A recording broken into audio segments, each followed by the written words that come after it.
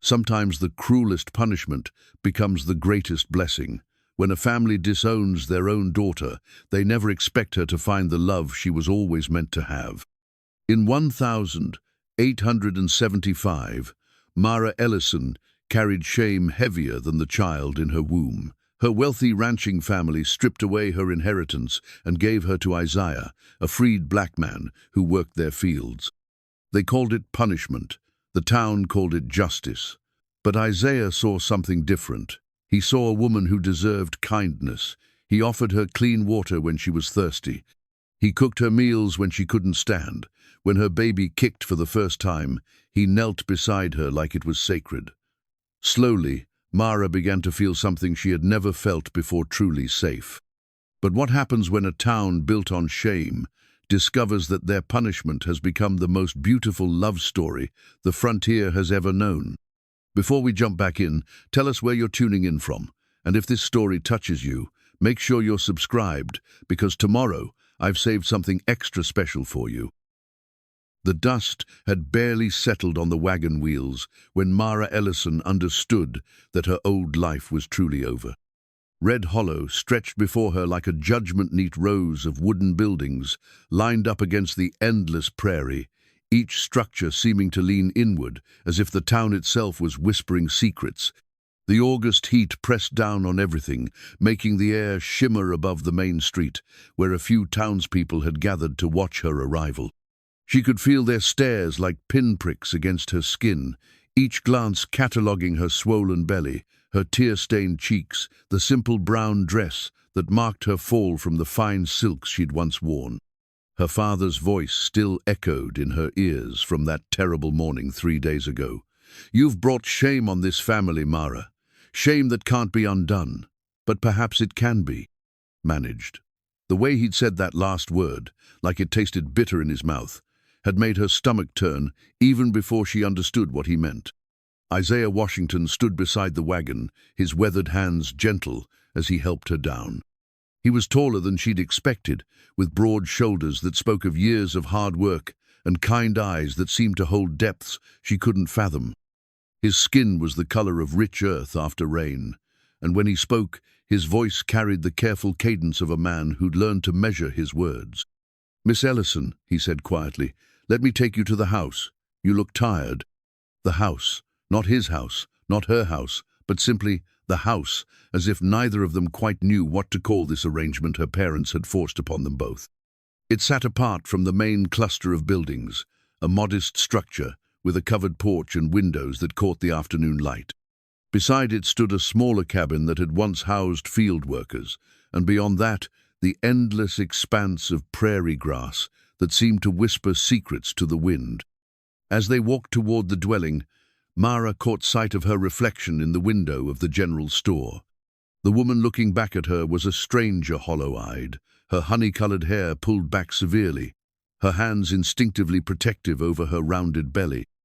6 months along now, and every day the child grew heavier, as did the weight of her choices. The baby's father, Thomas Whitmore, had been everything her parents had wanted for her: wealthy, well-connected, charming in the way that made other women envious. He'd courted her properly, speaking of marriage and future plans while stealing kisses behind the church after Sunday service. When she'd told him about the baby, his face had gone white as church linen. "Are you certain it's mine?" he'd asked, and those 5 words had shattered something inside her that she wasn't sure could ever be repaired. He'd left Red Hollow the next morning, taking a position with his uncle's cattle operation in Wyoming. The letter that arrived a week later was brief and cold. He couldn't marry her, wouldn't claim the child, and suggested she find a way to handle the situation quietly. She'd burned the letter, but the words remained branded in her memory. Her mother had wept for 3 days. Her father had raged for 2 more. Then had come the planning sessions behind closed doors, the hushed conversations that stopped when she entered a room. Finally, her father had emerged with his solution, a solution that would serve as both punishment and practical arrangement. "Isaiah Washington is a good man," he'd said, his voice carefully neutral. "He's been working our land for 5 years since his papers were signed. He's proven himself reliable, decent. He needs help managing his household, and you need a place to stay until the child comes. After that, we'll see." The unspoken words hung in the air like smoke. If you're fortunate enough to survive childbirth, if the baby lives, if you can somehow redeem yourself in the eyes of this town that has already judged you wanting. Now, as Isaiah opened the door to what would be her new home, Mara caught the scent of something unexpected: fresh bread, herbs drying in bundles, the faint aroma of coffee. The interior was simple but clean, with furniture that had been crafted by skilled hands. A rocking chair sat near the window, positioned to catch the morning light. Books lined a shelf on one wall, their spines worn from use. "I've prepared the back room for you," Isaiah said, his voice carefully respectful. "There's a good bed, and the window faces east, so you'll have light in the mornings. I know this isn't what you're used to, but I want you to know that you're safe here." Safe. The word seemed foreign to her now, like a language she'd once known but had forgotten how to speak. She'd felt anything but safe these past weeks, cast out from her family's protection, branded with shame, facing an uncertain future with a child who would bear the stigma of her choices. "Thank you," she managed, her voice barely above a whisper. He nodded and moved to the kitchen area, where he began preparing something that smelled like heaven-real food, not the hardtack and jerky she'd been living on during the journey. As he worked, she noticed the careful way he moved, the quiet dignity in his posture. Her parents had spoken of him as if he were still property, a tool to be used for their purposes. But watching him now, she saw something else entirely. "May I ask you something?" she said suddenly. He looked up from the pot he was stirring. "Of course. Why did you agree to this, to me being here?" For a long moment, he was quiet, considering his words. "Your father came to me with a proposition. He said you needed a place to stay, help through a difficult time. He said you were. That you were carrying a child and had nowhere else to go." He paused, his eyes meeting hers with surprising directness.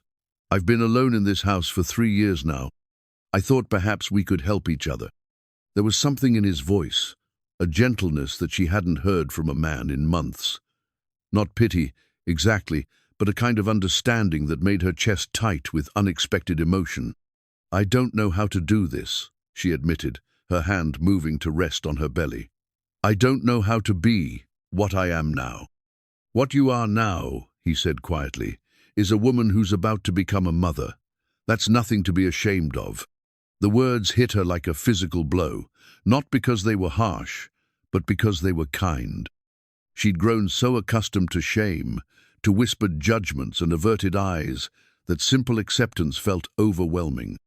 That first evening, as the sun painted the prairie in shades of gold and amber, Isaiah prepared a meal that was better than anything she'd eaten in weeks. Roasted chicken with herbs, fresh vegetables from his garden, bread that was still warm from the oven. He set the table with careful precision, as if this were a special occasion, rather than the awkward beginning of an unwanted arrangement.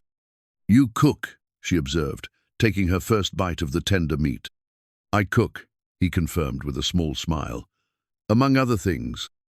"Other things?" He gestured toward the bookshelf. "I read. I write some. I've been teaching myself to work with wood." He pointed to a partially carved piece on the windowsill. "I'm not very good at it yet, but I'm learning." Mara stared at him, trying to reconcile this man with the image her parents had painted. They'd spoken of him as if he were a simple field hand, someone who could provide basic shelter and labor. They hadn't mentioned his intelligence, his obvious education, the quiet dignity that seemed to emanate from him like warmth from a fire. "How did you learn to read?" she asked, then immediately regretted the question. It seemed too personal, too invasive. But he didn't seem offended. "My mother taught me, before things changed. She was a remarkable woman. She believed that knowledge was something no one could take away from you, no matter what else they might steal." Before things changed. The careful phrasing told her everything and nothing about his past, about the journey that had brought him to this small house on the edge of Red Hollow. She wanted to ask more, to understand the man who was offering her sanctuary, but exhaustion was beginning to creep through her bones. "I should retire," she said, pushing back from the table. "Thank you for the meal. It was wonderful. Rest well, Miss Ellison. Tomorrow will bring what it brings." As she made her way to the small back room, Mara caught sight of something that made her pause. There on the kitchen table, partially hidden beneath a cloth, was a simple gold wedding ring. Not an elaborate piece, but clearly one that had been worn and loved. She wondered who it had belonged to, what story it carried, why it sat there like a reminder of promises that someone, somewhere, had once believed in. In her room, she found that Isaiah had thought of everything: clean linens, a wash basin with fresh water, even a small bouquet of wildflowers in a mason jar on the windowsill. The bed was comfortable, the pillow soft, and for the first time in weeks, she felt something that might have been peace. But as she lay there in the darkness, listening to the sounds of the prairie night, she couldn't shake the feeling that she was standing at the edge of something vast and unknown. Her old life was gone, burned away like autumn leaves. Her future stretched before her like an uncharted territory, full of dangers and possibilities she couldn't yet imagine. The baby stirred within her, a gentle flutter that had become as familiar as her own heartbeat. Soon, this child would be born into a world that had already judged them both. But perhaps, in this quiet house, with this unexpected man, they might find something that had been missing from her life long before she'd ever made the choices that brought her here. Perhaps they might find a place where shame could be transformed into something else entirely, something that looked very much like hope. 3 weeks passed in Red Hollow like pages turning in a book Mara had never expected to read. The rhythm of life in Isaiah's house was unlike anything she'd known, quiet, purposeful, and strangely peaceful. Each morning, she woke to the sound of him moving carefully in the kitchen, preparing coffee and breakfast before heading out to tend the fields. Each evening, he returned with soil under his fingernails and stories of the day's work, sharing simple meals and easier conversation. The baby had grown more active as September settled over the prairie, and Mara found herself increasingly aware of the life stirring within her. But it was on a Tuesday evening, as she sat in the rocking chair by the window watching Isaiah work in his small garden, that everything changed. The sensation came without warning, sudden, firm pressure against the inside of her ribs that made her gasp. She pressed her hand to her belly, waiting, and then it happened again. Stronger this time. Unmistakable. "Oh," she breathed, her eyes wide with wonder and surprise. Isaiah looked up from where he was harvesting late tomatoes, concern immediately creasing his features. He set down his basket and approached the porch, his movements careful but swift. "Miss Ellison, are you all right?" She looked at him, her face transformed by amazement. The baby is kicking." For a moment, time seemed suspended between them. Isaiah stood at the bottom of the porch steps, his hands still dusty from the garden, while Mara sat in the golden light of evening with her palm pressed against her rounded belly. The moment felt sacred somehow, as if the very air around them had shifted to accommodate this miracle. "May I?" Isaiah began, then stopped himself, color rising in his cheeks. "I apologize, that was presumptuous." But Mara was already reaching for his hand, her reserve crumbling in the face of such overwhelming joy. "Please," she said softly, "I want you to feel this." He climbed the steps slowly, as if approaching something precious and fragile. When he reached her side, she guided his large, gentle hand to her belly, positioning his palm where she'd felt the strongest movement. They waited in silence, barely breathing. And then, as if the child inside could sense this moment of connection, it happened: a firm, deliberate push against Isaiah's hand that made his eyes widen in wonder. "Lord have mercy," he whispered, his voice thick with emotion. "That's a strong little one." Mara laughed, the sound bright and free in a way it hadn't been for months. "Strong and active. Feel that?"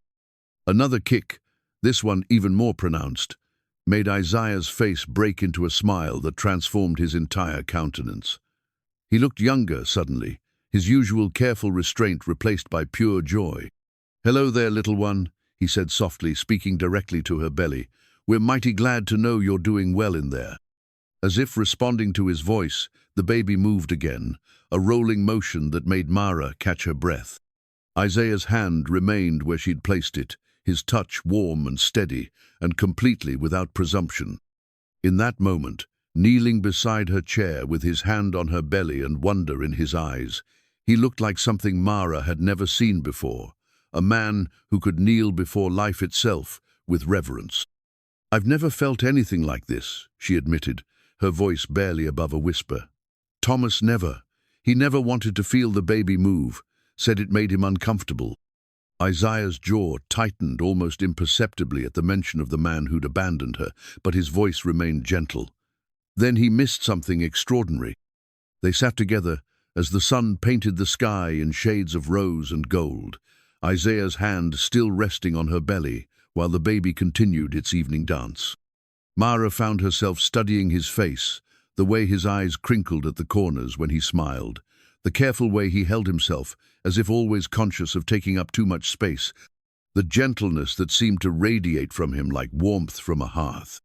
"Isaiah," she said quietly, "may I ask you something personal?" "Of course.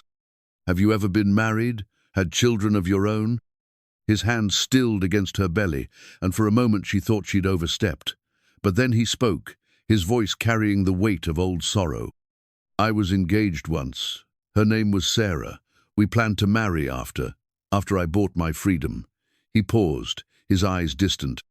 "But freedom took longer to achieve than we'd hoped, and Sarah couldn't wait." The pain in his voice was carefully controlled, but Mara could hear it nonetheless. "I'm sorry." "She made a practical choice," he said, his tone neutral but his eyes betraying old hurt. "She married a free man who could provide for her immediately. I can't fault her for that. But it still hurt." "It still hurt," he confirmed quietly. The baby kicked again, smaller movements now, as if settling down for the night. Isaiah's hand remained steady, and Mara realized that this man who'd been denied the chance to have a family of his own was offering his tenderness to hers without reservation. "You would have made a wonderful father," she said softly. Something flickered across his face, gratitude, sadness, hope. "Perhaps I still might, someday." As the stars began to appear in the darkening sky, Isaiah finally moved his hand away, but the connection forged in those moments remained. Something had shifted between them. Some barrier had fallen away. When he looked at her now, it wasn't with the careful politeness of a man fulfilling an obligation, but with something warmer, deeper. "I should prepare supper," he said, rising from his crouch beside her chair. "Let me help," Mara offered, struggling to rise from the rocking chair. "Nonsense. You rest. You and the little one have had an eventful evening." But as he moved toward the kitchen, Mara caught his hand. "Isaiah?" He turned back to her, eyebrows raised in question. "Thank you for sharing that moment with me, for making it feel like something beautiful instead of something shameful." His eyes softened. "Miss Ellison, there is nothing shameful about the life you carry, nothing shameful about you.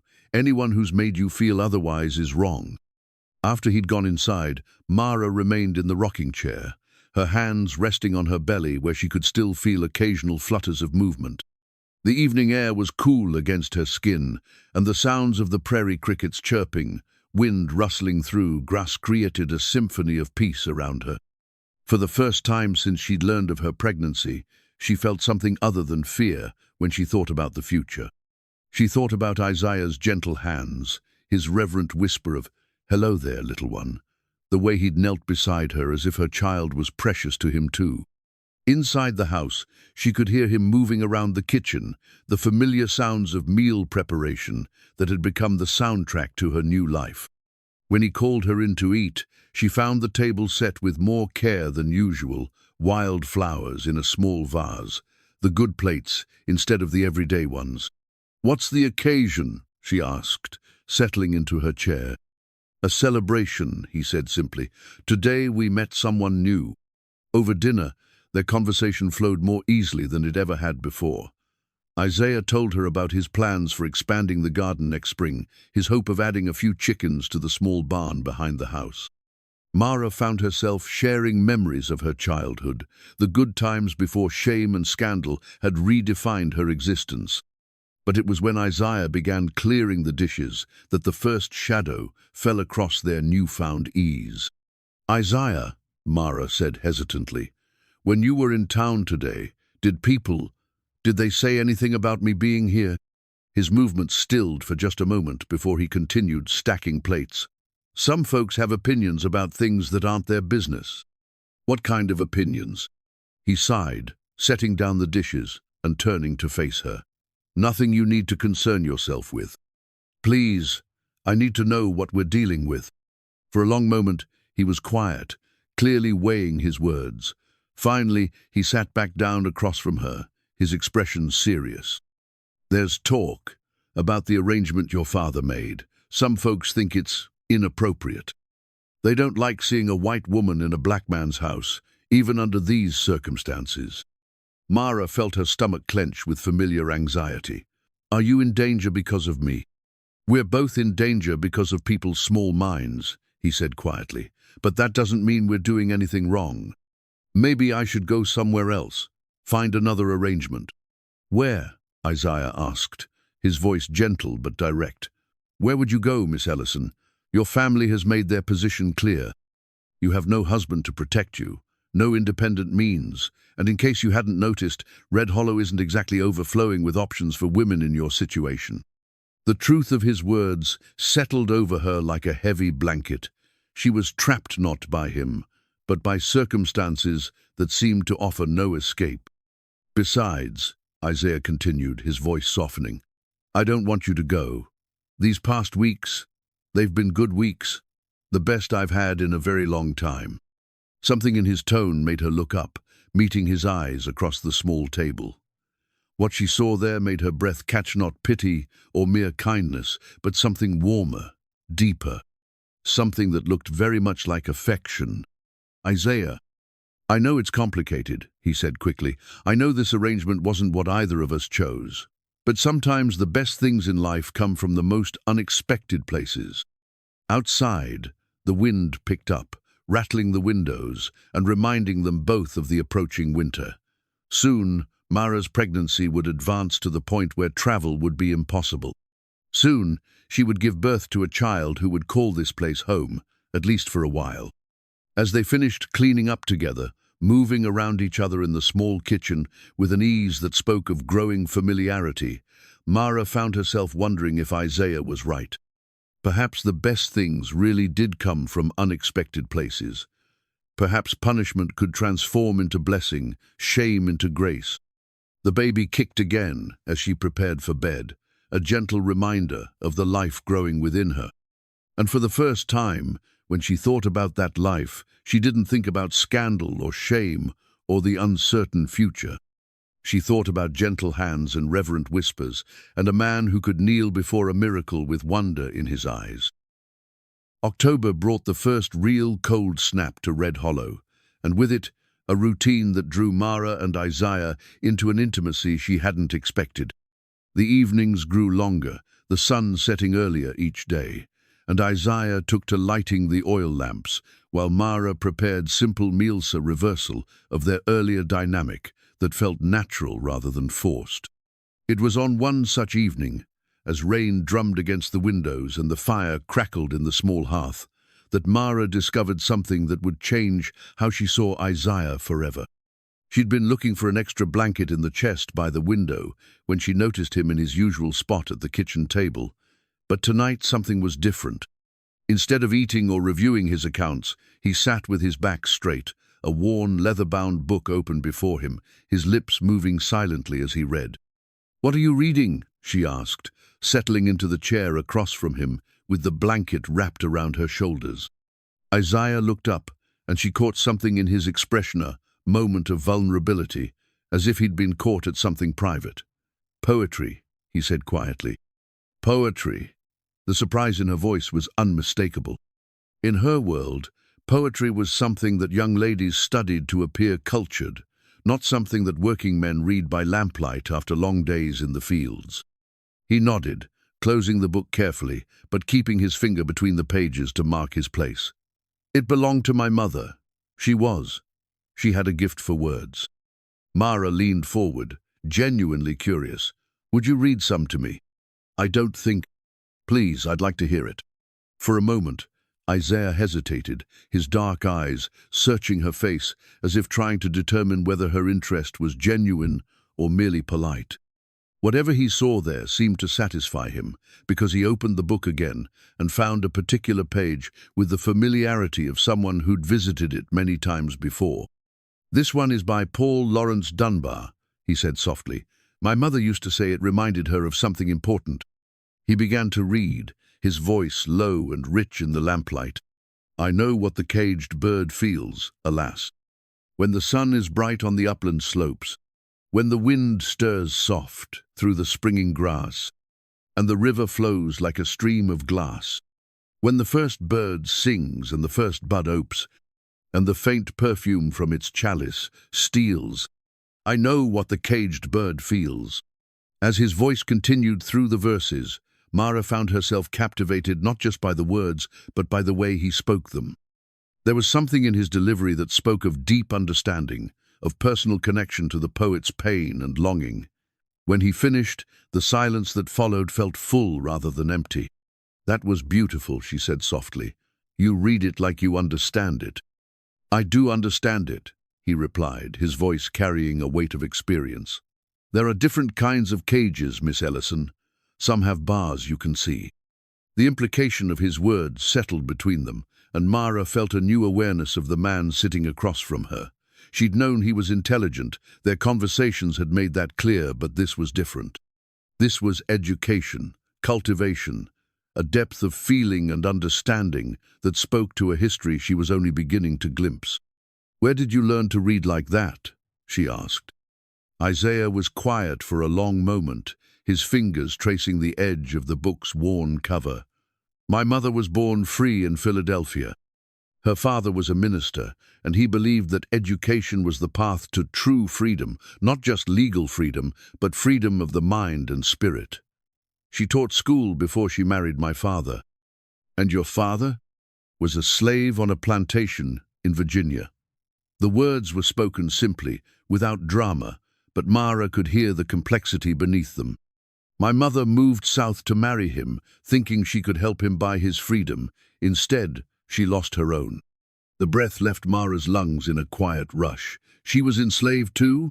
The laws were different then, complicated. When I was born, I belonged to my father's master. He paused, his eyes distant. But my mother never stopped teaching me. Every night, by whatever light we could manage, she taught me letters, numbers, poetry, history. She said knowledge was the one thing no master could take away. Mara stared at him, trying to reconcile this story with the quiet man who cooked her meals and tended the fields with such patience. How did you gain your freedom? When the war ended, we were all declared free. But being declared free and being able to live free are two different things.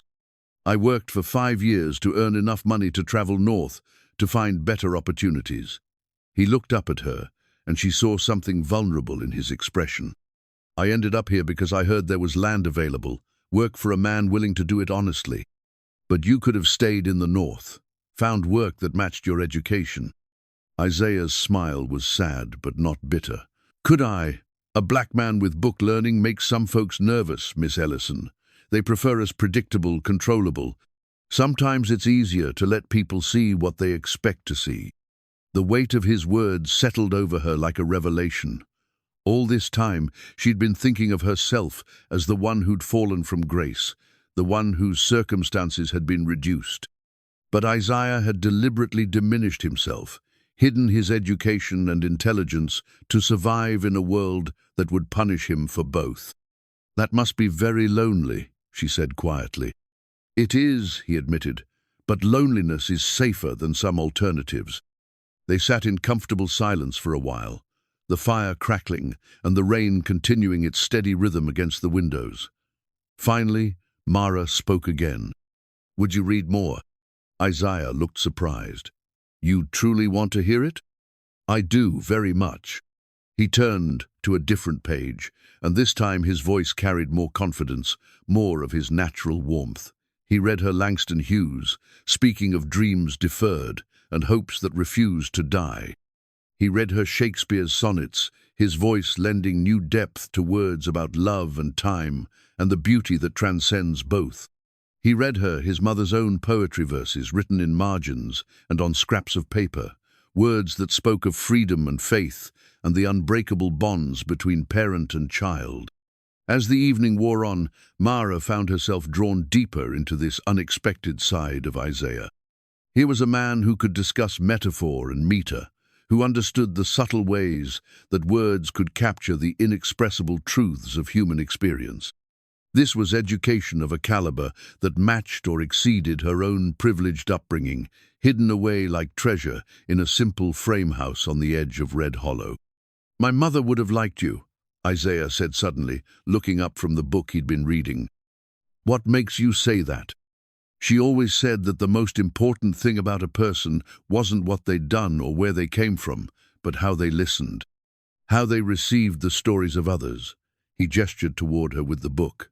You listen like someone who understands that words matter. Mara felt warmth spread through her chest at the compliment. I feel like I'm just beginning to understand a lot of things. Such as? She hesitated, then decided on honesty. Such as how much I didn't know about the world beyond my parents' ranch.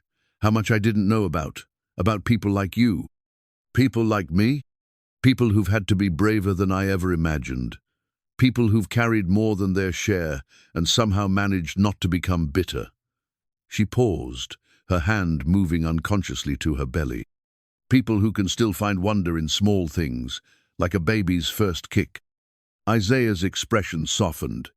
Miss Ellison, Mara, she said quietly, I think we've moved beyond formalities, don't you? He smiled, and the expression transformed his whole face.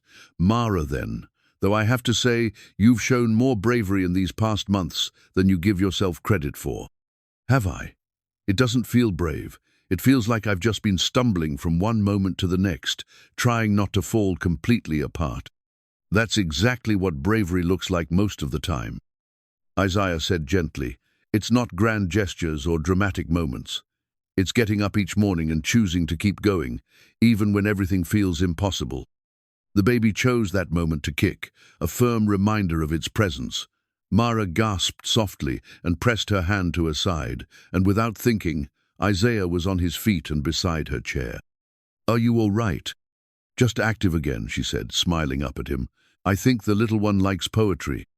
Isaiah's answering smile was soft with wonder. May I?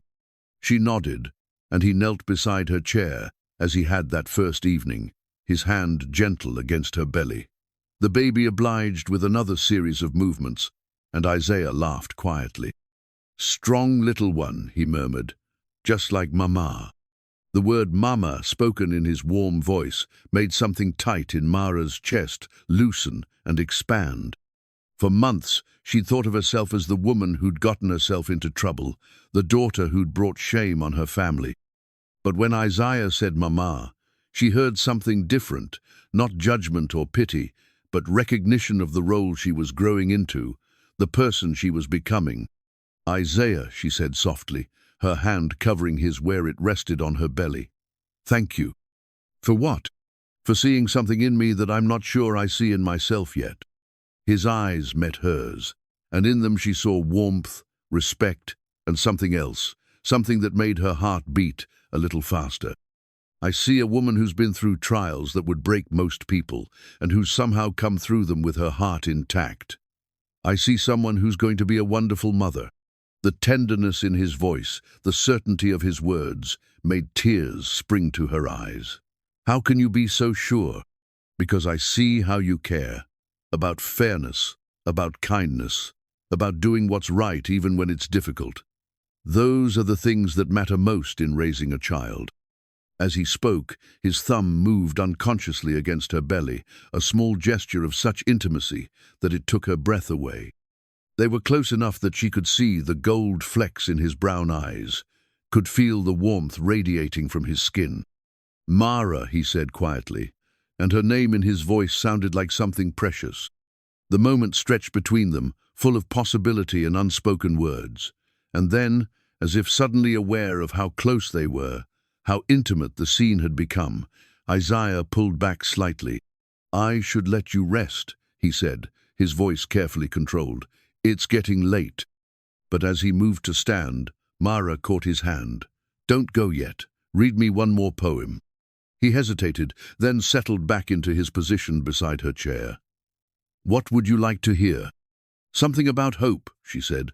"Something that says tomorrow might be better than today." Isaiah opened the book to a page near the back, where his mother's handwriting filled the margins around a printed poem. When he began to read, his voice carried all the warmth and strength she'd come to associate with him. "Tomorrow may be fairer than today. Although today seems all that heart could wish, tomorrow may be clearer than today. Though clear as crystal now our vision is." As his voice carried the words into the lamplight, Mara felt something shift inside her, not just the baby moving, but something in her own heart. For the first time in months, when she thought about tomorrow, she didn't feel afraid. November arrived with a vengeance, bringing the kind of cold that made every breath visible and every step across the wooden floors a small shock. The baby seemed to grow heavier each day, and Mara found herself moving more slowly, more carefully, her body adjusting to accommodate the life that would soon make its entrance into the world. It was during one of those crystalline mornings, when frost painted every blade of grass like delicate lace, that she discovered Isaiah in his workshop behind the house, bent over something that made soft, scraping sounds in the quiet air. She'd wrapped herself in a heavy shawl and ventured out to gather eggs from the small hen house he'd built. But the rhythmic sounds from the workshop drew her curiosity. The door stood slightly ajar, allowing a sliver of warm light to escape into the cold morning. "Isaiah," she called softly, not wanting to startle him. "Come in," his voice replied, warm and welcoming. "Mind the wood shavings." Mara pushed the door open and stepped inside, immediately enveloped by the scent of fresh-cut wood and the warmth from a small brazier in the corner. Isaiah sat at a workbench, his sleeves rolled up despite the cold, his hands moving with practiced precision over what appeared to be a piece of furniture. As her eyes adjusted to the light, she realized what she was seeing, and her breath caught in her throat. "Is that—" she began, then stopped, overwhelmed by the beauty of what lay before her. It was a cradle, but not just any cradle. This was a masterpiece of craftsmanship, carved from rich oak, with details so intricate they seemed to dance in the lamplight. Delicate roses wound around the head and footboards, their petals so realistic she almost expected to smell their fragrance. Along the sides, he'd carved a pattern of leaves and vines that seemed to move and flow, like living things. "I started it a few weeks ago," Isaiah said quietly, his eyes not meeting hers. I thought the baby should have something special, something made with love." Mara approached the workbench slowly, her hand trailing along the smooth wood. Every surface spoke of hours of patient work, of attention to the smallest details. This wasn't simply functional furniture, this was art, created with the kind of devotion she'd never seen before. "Isaiah, this is extraordinary," she whispered, running her fingers along one of the carved roses. "Where did you learn to do this?" "My father," he said, finally looking up at her. Before everything changed, he was known for his woodworking. The master's house was full of furniture he'd made. He taught me in the evenings, when the day's work was done." She could hear the complexity in those words sprayed in his father's skill, mixed with the pain of circumstances that had reduced a master craftsman to property. "He taught you well. He always said that wood had a story to tell, and our job was to listen and help it speak." Isaiah set down his carving tool and stood, moving to stand beside her. This piece, it wanted to be beautiful. It wanted to welcome someone special. The gentleness in his voice made her throat tight with emotion. She thought of Thomas, who'd never shown interest in preparations for the baby, who'd seemed to view her pregnancy as an inconvenience to be endured.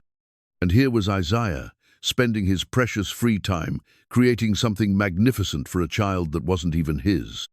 "How long have you been working on it?" she asked. "Every evening after supper, for about 6 weeks now." He gestured toward the intricate details. "The roses took the longest. I wanted them to be perfect."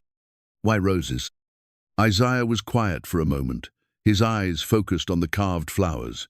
"My mother's name was Rose.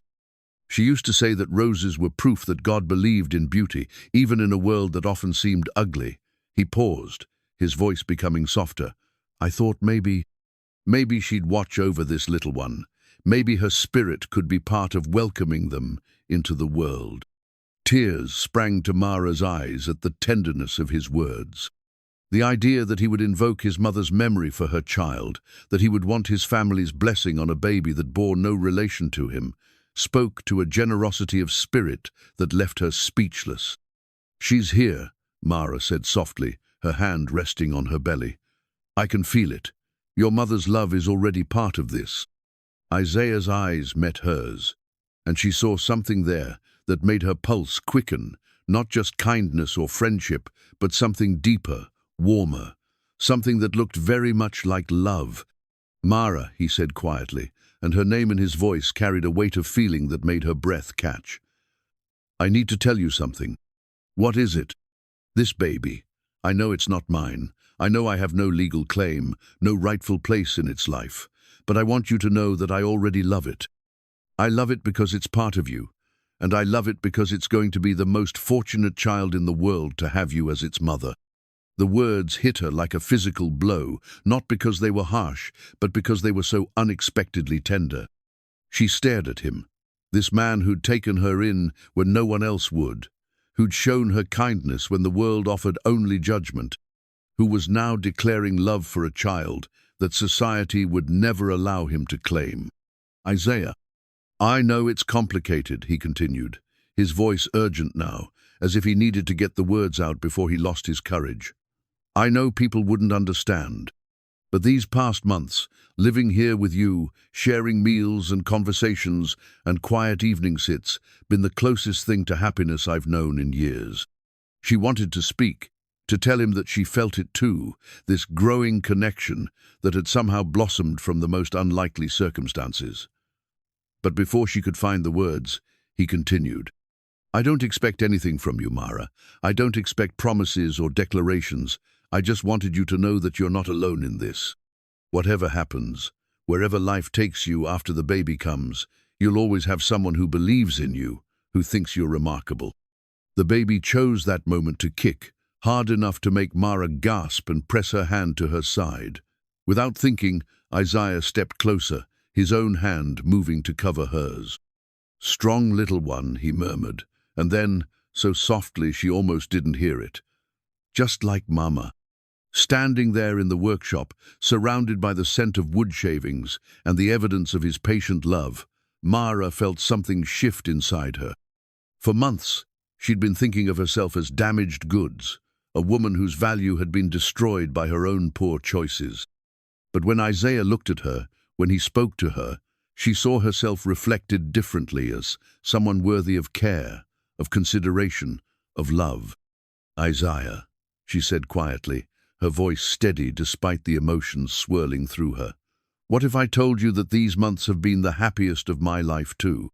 His eyes widened slightly, as if he hadn't dared to hope for such words. "What if I told you that when I think about the future now, I don't just think about me and the baby? What if I told you that I think about morning coffee and evening conversations and the sound of your voice reading poetry by lamplight? Mara, what if I told you that I've never felt as safe, as valued, as truly seen as I have in this little house with you?"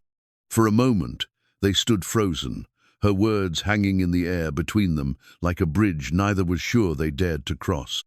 Then, slowly, carefully, Isaiah lifted his free hand to her face, his thumb brushing away, a tear she hadn't realized had fallen. "What if I told you," he said softly, "that I love you? Not because you need rescuing, not because I pity your circumstances, but because you're the strongest, kindest, most beautiful woman I've ever known?" The words seemed to echo in the small space, and Mara felt her heart expand to accommodate this new truth. Love. Not the desperate, grasping thing she'd felt for Thomas, not the conditional approval she'd known from her family, but something steady and sure and unshakable. "Then I tell you," she whispered, "that I love you too." The kiss that followed was gentle, reverent, full of all the careful tenderness that had been building between them for months. His lips were soft against hers, and she could taste the salt of tears, whether his or hers, she couldn't tell. When they broke apart, Isaiah rested his forehead against hers, his breathing slightly uneven. "This is dangerous," he said quietly. "If people find out—" "Let them find out," Mara said, surprising herself with the fierceness in her voice. "I'm tired of living my life according to other people's rules, other people's judgments. They've already decided what I am, what I'm worth. What more can they take from me?" "They can take me from you," Isaiah said seriously. "They can run me out of town, or worse. They can make sure you have no protection at all." The reality of his words sobered her, but it didn't diminish the love she felt. If anything, it made her more determined. "Then we'll be careful. But Isaiah, I won't pretend I don't love you. I won't pretend that what we have isn't real." He studied her face for a long moment, as if memorizing every detail. "Are you sure about this? About us? Because once we cross this line, there's no going back to the way things were." "I don't want to go back," she said firmly. "I want to go forward, with you." The smile that spread across his face was like sunrise after a long, dark night. "Then we go forward together." As if to emphasize the point, the baby moved again, a rolling motion that made them both laugh softly. Isaiah's hand was still resting on her belly, and she covered it with both of hers. "All three of us," she said, and the words felt like a promise, a declaration of the family they were choosing to become. That evening, as they sat by the fire after supper, Mara watched Isaiah put the finishing touches on a small wooden rattle he'd carved to match the cradle. His hands moved with the same gentle precision she'd come to associate with everything he did, and she marveled at the way love could be expressed through such practical acts of devotion. "Isaiah," she said softly. "Hmm?" He looked up from his work, his eyes warm in the firelight. "When people ask me about this baby's father, I'm going to tell them about a man who carved roses into a cradle, who read poetry by lamplight, who knelt beside me when my child first kicked and called it holy." She paused, her voice growing stronger. "I'm going to tell them about the man who chose to love us both." The rattle fell forgotten from his hands as he crossed to her chair, kneeling beside it as he had so many times before. When he kissed her this time, it tasted like forever. December arrived with the kind of cold that seemed to seep into your bones and settle there, making every movement deliberate and every breath a visible reminder of life's persistence. Mara's belly had grown round and heavy, and she found herself moving through the house like a ship navigating careful waters, one hand always resting protectively over the child that would arrive with the new year. It was on a particularly bitter morning, when frost covered the windows in intricate patterns that looked like frozen lace, that Mara made a decision that would change everything between her and the past she'd tried so hard to leave behind. She'd been sorting through the few possessions she'd brought from her family's ranch, looking for warmer clothing as her body continued to change. When her fingers closed around something she'd forgotten was a piece of fine writing paper, cream-colored and smooth, that had been a gift from her mother on her 18th birthday. For nearly an hour she sat at the kitchen table with the paper before her, a pen in her hand, struggling with words that felt both necessary and impossible. Finally, as Isaiah worked quietly in his chair nearby, mending a harness by lamplight, she began to write. "Dear Thomas, I am writing to inform you that your child will be born sometime in January.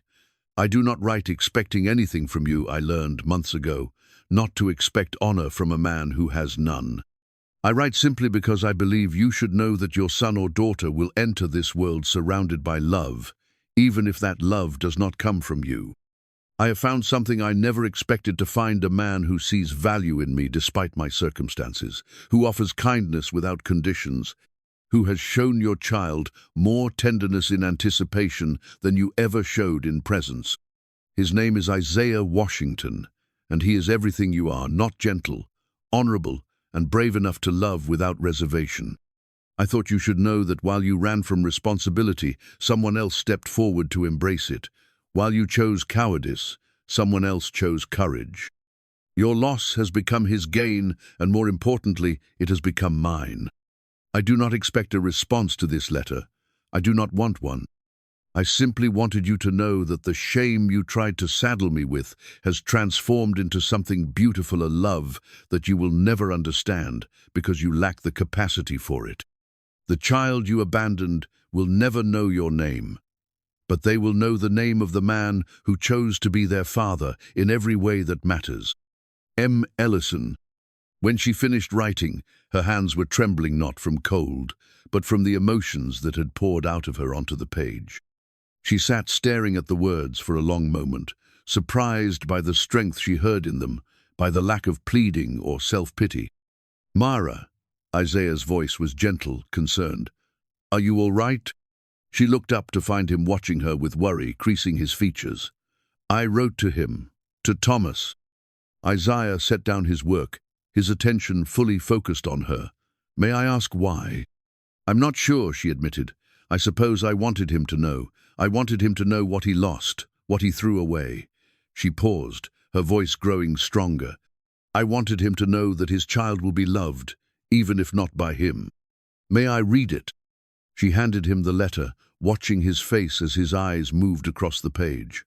When he finished, he looked up at her with an expression she couldn't quite identify: surprise, pride, and something deeper. "You didn't have to defend me to him," he said quietly. "You didn't have to claim me as what? As the man I love? As the father my child deserves?" She leaned forward, her voice intense. "Isaiah, every word in that letter is true. You are more of a father to this baby than he could ever be." Isaiah was quiet for a long moment, his dark eyes reflecting the lamplight. "Mara, you know that legally, socially, I can never truly be this child's father. The world won't allow it." "The world has already shown me what it thinks of my choices," she replied firmly. "I've stopped caring about the world's opinion. What matters to me is what's true in here." She pressed her hand to her heart. "And the truth is that you've already been more of a father than most men ever are." Before Isaiah could respond, a sharp knock at the door broke the intimacy of the moment. They looked at each other with surprise. Visitors were rare, especially at this hour of the evening. Isaiah rose and moved to the window, peering out into the darkness. "It's Sheriff Morrison," he said, his voice carefully neutral, but Mara caught the tension that had suddenly entered his posture. The sheriff was a weathered man in his 50s who'd always treated Isaiah with a kind of distant respect, neither warm nor hostile. When Isaiah opened the door, cold air rushed into the house along with the scent of snow. "Evening, Isaiah, Miss Ellison." Sheriff Morrison touched his hat brim in acknowledgement. "Sorry to disturb you, but I need to have a word." "Of course. Come in out of the cold." The sheriff stepped inside but declined Isaiah's offer of coffee, his demeanor suggesting this was not a social visit. "I'll get straight to the point. There's been talk in town about your arrangement here." Mara felt her stomach clench with familiar anxiety, but Isaiah's voice remained steady. "What kind of talk, Sheriff?" "The kind that makes my job difficult." Morrison's eyes moved between them, taking in the domestic scene, the letter still on the table, their proximity to each other, the obvious intimacy of their evening routine. "Some folks are saying things have gotten inappropriate between you two." "And what business is it of theirs?" Mara asked, surprising herself with the sharpness in her voice. Sheriff Morrison looked at her with something that might have been sympathy. "Miss Ellison, I'm not here to pass judgment, but I am here to prevent trouble.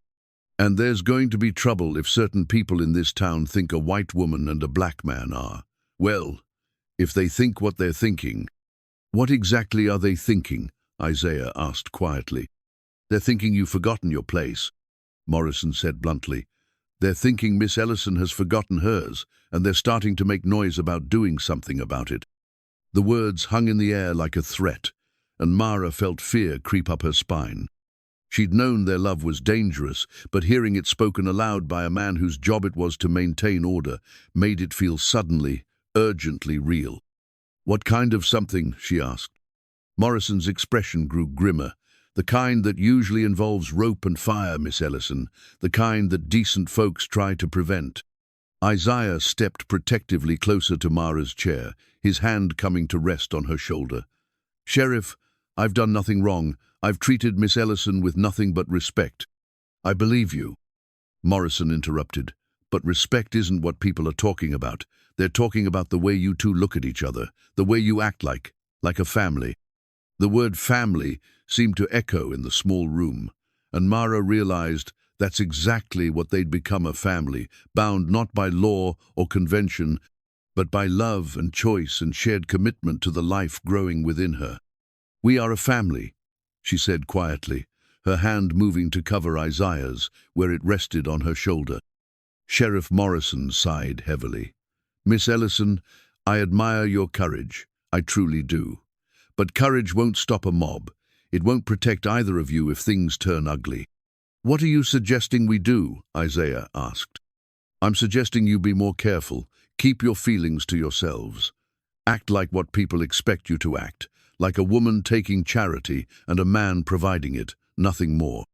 The suggestion felt like a physical blow to Mara. After months of growing closer, of finding love in the most unlikely circumstances, the idea of pretending that Isaiah meant nothing to her felt impossible. "And if we refuse?" she asked. Morrison's expression grew troubled. "Then I'll do my best to keep the peace, but I can't make any promises. There are forces in this town that are bigger than my badge." After the sheriff left, Isaiah and Mara sat in heavy silence, the weight of his warning settling over them like a shroud. The letter to Thomas still lay on the table between them, but somehow it seemed less important now, overshadowed by the immediate threat to their safety. "Maybe I should go," Mara said finally. "Find somewhere else to have the baby, somewhere we wouldn't be putting you in danger." "No," Isaiah's voice was firm, decisive. "We've had this conversation before. You're not going anywhere, and neither am I. But if staying together puts you at risk—" "Mara, look at me." He knelt beside her chair, taking her hands in his. "I'd rather face whatever comes with you beside me than live safely without you." "That's not living, that's just existing." Tears sprang to her eyes at the intensity in his voice. "I'm scared, Isaiah, not for me but for you, for what they might do." "I'm scared too," he admitted, "but I'm more afraid of losing you than I am of facing them." The baby moved then, a strong kick that made them both smile despite their fear. Isaiah's hand moved automatically to her belly, and the gesture felt like a declaration, a refusal to hide their love even in the face of danger. "We'll be careful," he said softly. "We'll be smart, but we won't pretend we don't love each other." That night, as Mara lay in her bed listening to the wind howl around the house, she thought about the letter she'd written to Thomas. In it, she'd declared her love for Isaiah with fierce pride, had proclaimed him as the father her child deserved. Now, faced with the reality of what that declaration might cost them, she felt no regret, only a deeper determination to protect the family they'd chosen to become. Outside, snow began to fall, covering Red Hollow in a blanket of white that would, by morning, make the world look clean and new. But Mara knew that snow couldn't cover the hatred that lurked in some hearts, couldn't make the town's prejudice disappear. As she finally drifted toward sleep, her hand resting on her belly where their child grew stronger each day, she made a silent promise to Isaiah, to the baby, to herself. Whatever came, she would not let fear steal their love. She would not let other people's hatred destroy the beautiful thing they'd built together. The letter to Thomas remained on the kitchen table, but in the morning she would burn it. Not because she regretted the words, but because she realized they were meant for her own healing, not for him. Thomas belonged to her past, but Isaiah and their child belonged to her future. And that future, dangerous as it might be, was worth fighting for. Christmas Eve brought a snow so heavy it seemed to muffle the entire world, turning Red Hollow into something that looked almost magical in the lamplight. Inside their small house, Mara and Isaiah had created their own celebration, simple but profound, marked not by grand gestures, but by the quiet joy of two people who'd found love in the most unexpected place. Isaiah had surprised her by producing a small pine tree, which now stood in the corner of the main room, decorated with strings of dried berries and small wooden ornaments he'd carved during his evening hours. The sight of it made Mara's throat tight with emotion, not just because of its beauty, but because of what it represented: hope, continuity, the possibility of traditions they might share for years to come. "I have something for you," Isaiah said as they sat by the fire after their Christmas Eve supper, the light of the flames dancing across his face. "Isaiah, you've already given me so much. Please," he said gently, "let me do this." He disappeared into his workshop and returned carrying something wrapped in a cloth that looked soft and worn with age. When he placed it in her hands, she could feel that it was fabric, something substantial and carefully folded. "Open it," he said, settling beside her on the small sofa he'd built the month before. Mara unfolded the cloth slowly, and her breath caught as she realized what she was holding. It was a quilt unlike anything she'd ever seen, masterpiece of color and pattern that seemed to glow in the firelight. Squares of deep blues and rich purples were interwoven with gold and cream, creating a design that looked like stars scattered across a midnight sky. But what made it truly extraordinary were the small details worked into each square, tiny flowers, delicate birds, intricate geometric patterns that spoke of countless hours of patient, loving work. "Isaiah," she whispered, running her fingers over the exquisite stitching, "this is incredible. Where did you—" "My mother made it," he said quietly. "It was her wedding quilt. She started it when she was 16, worked on it for 3 years before she married my father." His voice grew softer. "She always said it was her hope. Quilt every stitch was a prayer for the kind of love that could weather any storm." Mara stared at him, overwhelmed by the magnitude of what he was offering her. "I can't take this. It's too precious too." "It's exactly what she would have wanted," Isaiah interrupted gently. "She made it for love, Mara, for the kind of love that chooses to exist despite the world's objections, for the kind of love that creates families where none existed before." Tears spilled down her cheeks as she held the quilt against her chest, feeling the weight of his mother's hopes and dreams woven into every thread. "Tell me about her," she said softly. "Tell me about the love this quilt was made for." Isaiah's eyes grew distant, but his voice was warm with memory. "They met when she came south to teach. She was supposed to stay for 1 year, help establish a school for the plantation children. But she saw my father at a church gathering, and she said later that she knew immediately she'd found the other half of her heart. And she chose to stay. She chose love over comfort, over safety, over everything her family expected of her." His hand moved to touch the quilt's edge. "She used to tell me that the hardest choices are often the ones that bring the greatest joy, that love worth having is love worth fighting for." The baby stirred within her, as if responding to the warmth of the story, and Mara felt a deep connection to this woman. She'd never met a woman who'd also chosen to love across racial lines, who'd also faced a world that would judge her for her choices. "She sounds like she was extraordinary." "She was, and she would have loved you." Isaiah's voice was certain. "She would have seen what I see: a woman brave enough to choose love over convention, strong enough to build a family from nothing but faith and determination." As Mara wrapped the quilt around her shoulders, she felt enveloped not just by its warmth, but by the love story it represented. This wasn't just a gift, it was a blessing, a passing of legacy from one generation to the next. "Isaiah," she said, her voice thick with emotion, "I love you, not just for this moment, not just for what you've given me, but for who you are. For the way you see the world, the way you see me, the way you're already seeing our child." The words hung in the air between them, and she realized it was the first time either of them had spoken so directly about our child, not her child, not the baby she carried, but theirs. The distinction felt monumental. "Our child," Isaiah repeated softly, as if testing the words. "Are you sure? Are you sure you want that? Because once I claim this baby as mine in my heart, there's no taking it back. I'll love this child as fiercely as if they were born from my own blood." "I'm sure," Mara said without hesitation. "You've already been more of a father than their biological father ever could be. You've sung to them, talked to them, built furniture for them, made plans for their future. If that's not fatherhood, I don't know what is." Isaiah's eyes filled with tears, and when he spoke, his voice was rough with emotion. "I never thought I'd have this chance.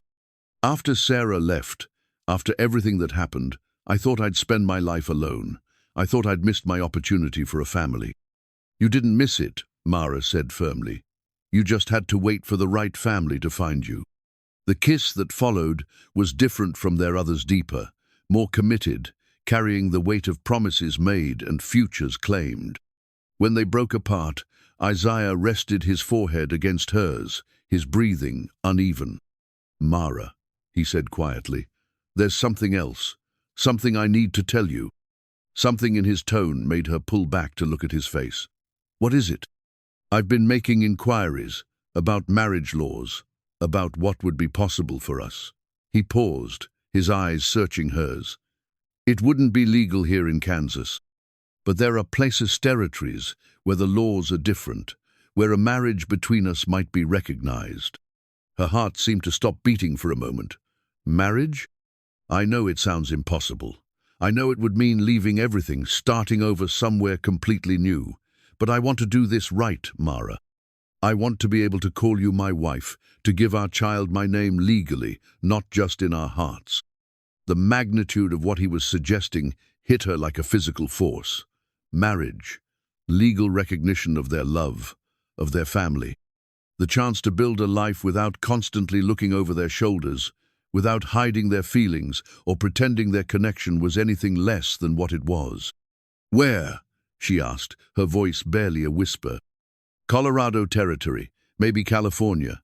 There are communities there, people who think differently about these things." His voice grew more urgent.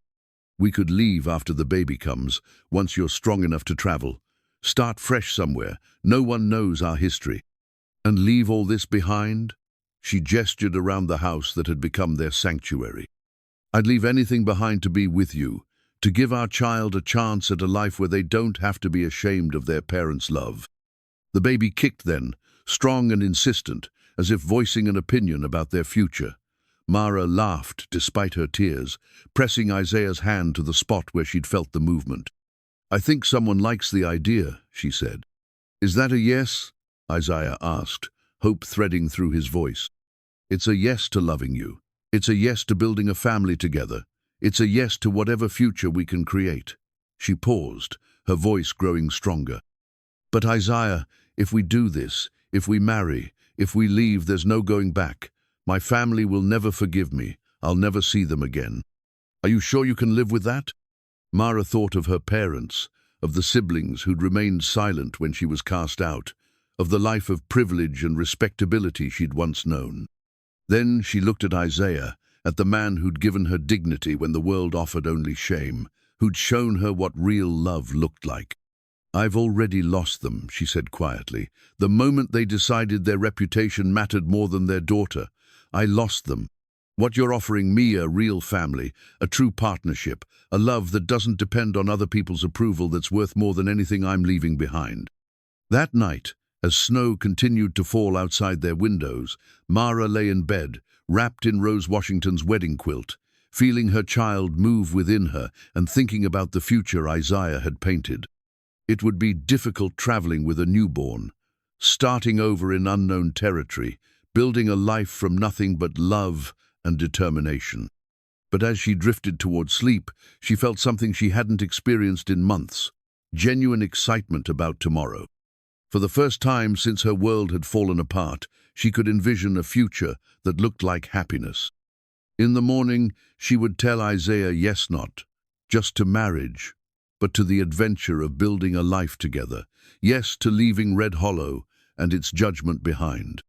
Yes to raising their child in a place where love mattered more than the color of one's skin. But tonight, she simply held the quilt close and listened to the wind sing lullabies through the prairie grass, knowing that she was no longer alone in facing whatever storms might come. Christmas morning would bring new possibilities, new hope, and the beginning of plans that would change everything.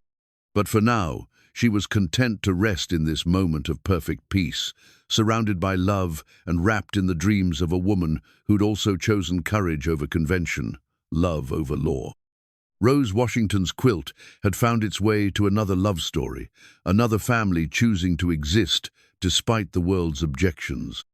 And somehow, Mara thought as sleep finally claimed her that felt exactly right. January arrived like a reckoning, bringing with it the kind of cold that made every breath burn and every step outside a battle against the wind. Mara's pregnancy had reached the point where the baby seemed to press against every organ, making sleep difficult and movement a careful negotiation. But it was the events of January 15th that would shatter their peaceful world and force them to confront the true cost of their love. Mara woke before dawn to find Isaiah already dressed, his face grim in the lamplight as he moved around the kitchen with unusual urgency. "What's wrong?" she asked, struggling to sit up in bed. "Stay inside today," he said without looking at her, his voice tight with controlled tension. "No matter what you hear, no matter what happens, stay inside." "Isaiah, what's happened?" He finally turned to face her, and she saw something in his eyes that made her blood run cold, not just worry, but genuine fear. Someone was in the workshop last night. They left something. The words hit her like a physical blow. Their sanctuary, their safe space, had been violated. What kind of something? Instead of answering, Isaiah walked to the window and peered out through the curtains. His posture was rigid, alert, like a man expecting attack. "There's a meeting tonight, at the church, about us." "A meeting?" "The kind where people make decisions about other people's lives." His voice was bitter now, all his usual gentleness stripped away by whatever he'd seen in his workshop. "The kind where they decide what to do about problems." Mara forced herself out of bed, despite the baby's weight and her body's protests. She had to see what had been left, had to understand the magnitude of what they were facing. But when she moved toward the door, Isaiah stepped in front of her. "No, Mara, you don't need to see it." "Yes, I do. We're in this together, remember? I have a right to know what we're dealing with." For a moment, they stared at each other, and she saw him weighing her determination against his desire to protect her. Finally, his shoulders sagged in defeat. "All right, but promise me you'll be careful. The ground is icy, and the shock—" "I promise." The walk to the workshop felt endless, though it couldn't have been more than 50 yards. With each step, Mara's dread grew heavier, and when Isaiah finally opened the workshop door, she understood why he'd tried to spare her. There, nailed to his workbench, where he'd been carving the baby's cradle, was a crudely drawn picture of a black man hanging from a tree. Beneath it, in harsh block letters, someone had written, "Know your place or we'll put you in it." But it was what lay beside the drawing that made Mara's knees buckle. The beautiful cradle Isaiah had spent months creating, smashed beyond repair. The delicate roses he'd carved with such love were splintered into fragments, the smooth wood gouged and broken, transformed from a work of art into a pile of kindling. "Oh God," she whispered, her hands flying to her mouth. "Oh, Isaiah, I'm so sorry." "It's just wood," he said quietly, but she could hear the pain beneath his careful control. "Wood can be replaced." "No, it can't." Tears streamed down her face as she stared at the destruction. "Not this wood. Not this cradle. You put months of love into this, and they destroyed it because they hate us." Isaiah moved to stand beside her, his arm coming around her shoulders to steady her. "They destroyed it because they're afraid, Mara. Fear makes people do terrible things." "Afraid of what? Of love? Of happiness? Of two people choosing each other?" "Afraid of change. Afraid of a world where their rules don't matter, where their idea of how things should be gets challenged." His voice grew harder. "Afraid that if we can be happy, if we can build something beautiful together, it proves their hatred is wrong." As they stood among the wreckage of Isaiah's work, Mara felt something shift inside her, not just anger, though that was certainly present, but a kind of fierce determination she'd never experienced before. These people had tried to destroy not just a piece of furniture, but a symbol of Isaiah's love for their child. They'd tried to steal their joy, their hope, their right to build a family. "We have to leave," she said suddenly. "We have to go now, before." "Before what?" "Before you give birth. Mara, you're 8 months pregnant. Travel in your condition, in this weather, could kill you and the baby. And staying here could kill you," she shot back. "Isaiah, this isn't just threats anymore. They broke into your workshop. They destroyed your work. What's next?" As if in answer to her question, they heard the sound of horses approaching the house. Multiple horses, moving at a steady pace that suggested purpose rather than casual travel. Isaiah immediately stepped in front of Mara, his hand moving to the rifle he kept mounted on the workshop wall. "Get back to the house," he said quietly.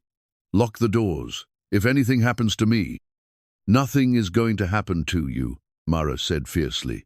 "We face this together." But even as she spoke, they could see through the workshop's small window that this was no casual visit. 6 men on horseback had arranged themselves in a semicircle around the front of the house, their faces grim beneath their hat brims. At their head rode Marcus Ellison, Mara's own father. The sight of him made Mara's stomach clench with a mixture of hope and terror. Had he come to help them, to reconcile, or was he here to deliver his own ultimatum? "Stay behind me," Isaiah murmured, as they made their way back to the house. "Let me do the talking." But when they opened the front door, it was Mara's father who spoke first. "Daughter," he said, his voice carrying no warmth, no recognition of the months that had passed since he'd last seen her. "You will pack your belongings and come with us. Now." "I'm not going anywhere," Mara replied, stepping forward despite Isaiah's restraining hand on her arm. "This is my home now." Marcus Ellison's eyes flicked dismissively over Isaiah before returning to his daughter. "This is not your home. This is not your life. You are coming back where you belong. Where I belong is with the man I love, with the family we're building together." Her father's face darkened at her words. "Family? You think this?" He gestured between her and Isaiah with disgust. "Is a family? You think what you've been doing here is acceptable? What I've been doing here is finding happiness, finding love, finding someone who sees my worth instead of my shame. You've been living in sin with a—" Marcus stopped himself, but the unspoken word hung in the air like poison. "Say it," Mara challenged, her voice growing stronger. "Say what you really think of him. Say what you really think of me for loving him." "Mara," Isaiah said quietly, "perhaps we should." "No," she interrupted, never taking her eyes off her father. "Let him say it. Let him show these men exactly what kind of person he is." For a moment, father and daughter stared at each other across a gulf that seemed to widen with each passing second. When Marcus finally spoke, his voice was cold as the winter wind. "You are no daughter of mine." The words hit Mara like physical blows, but instead of breaking her, they seemed to strengthen her resolve. "Good. Because you are no father of mine. A father protects his daughter. A father wants her happiness. You want your reputation more than my life. Your reputation was ruined the moment you spread your legs for that Whitmore boy," Marcus snarled. "At least then it was with your own kind." The cruelty of his words made Isaiah take a step forward, his jaw tight with anger. "That's enough. You've said your piece. Now get off my property." Marcus laughed, a sound devoid of humor. "Your property? Boy, you don't own property. You work property. You are property, whatever papers you might have." "Actually," Isaiah said quietly, and something in his tone made everyone present grow still, "I think you might be surprised by what I own." He disappeared into the house for a moment, returning with a leather portfolio that Mara had never seen before. From it, he withdrew several official-looking documents, holding them out for Marcus to see. "I own this land," Isaiah said calmly. "All 160 acres. Bought and paid for with money I earned and saved over 5 years. I own the house, the barn, the workshop. I own everything you see here." Marcus stared at the documents as if they were written in a foreign language. That's impossible. No, he caught himself again. No black man could own land like this. No former slave could accumulate that kind of wealth. Isaiah's voice remained steady, but Mara could hear the steel beneath it. Perhaps you should have done your research before you made your assumptions. The revelation seemed to shock not just Marcus, but the other men as well. They'd clearly expected to find a field hand, someone they could intimidate or drive away easily. Instead, they'd found a landowner, a man with legal standing and legitimate claim to his property. It doesn't matter, Marcus said finally, though his voice had lost some of its certainty. She's still my daughter, and I'm taking her home. I'm not your daughter anymore, Mara said firmly. You made that clear when you cast me out, and I'm not going anywhere. You're carrying a child out of wedlock. You're living in sin. I won't have the Ellison name associated with this scandal any longer.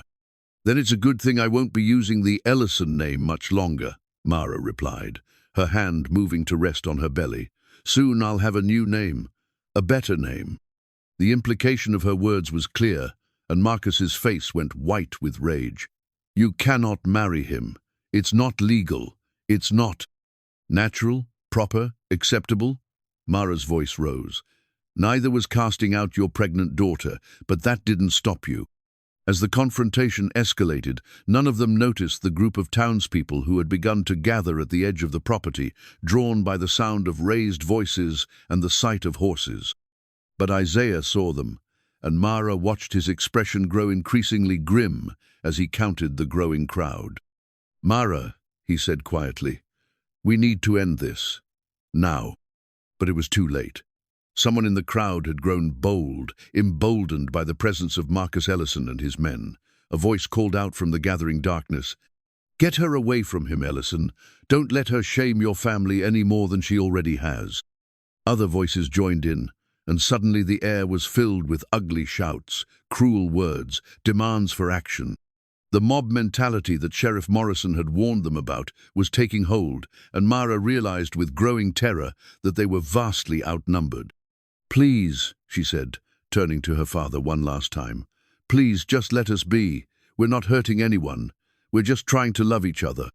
Marcus Ellison looked at his daughter for a long moment, and for just an instant, Mara thought she saw something that might have been regret flicker across his features. But then his expression hardened again. "You've made your choice," he said coldly. "Now live with the consequences." He wheeled his horse around and rode away, leaving Mara and Isaiah to face the growing crowd alone. As darkness fell over Red Hollow, the angry voices grew louder, bolder, more threatening.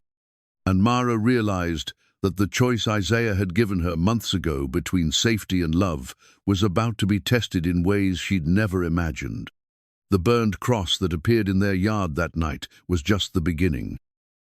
The cross burned until dawn, its orange flames cutting through the Kansas darkness like a wound in the night.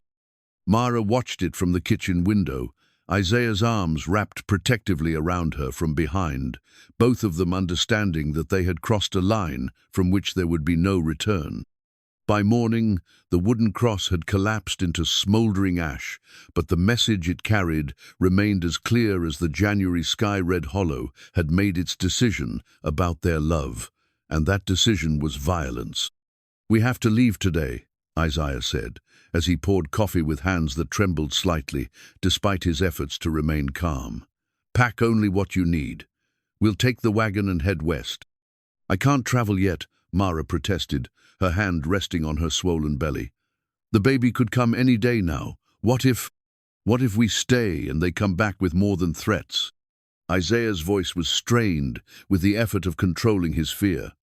"Mara, that cross wasn't just a warning, it was a promise." As if summoned by their conversation, the sound of a horse approaching made them both freeze.